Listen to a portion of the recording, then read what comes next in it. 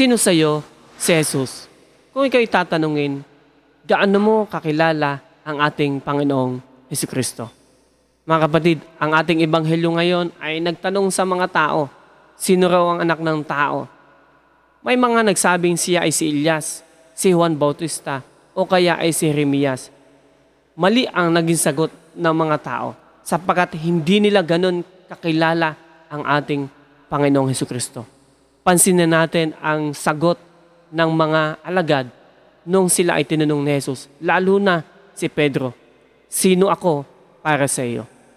Ang sagot ni Pedro, ikaw ang Kristo, ang anak ng Diyos na buhay. Ang sabi ng ating Panginoon, mapalad ka Pedro, at sa ibabaw ng batong ito, itatayo ko ang aking iglesia.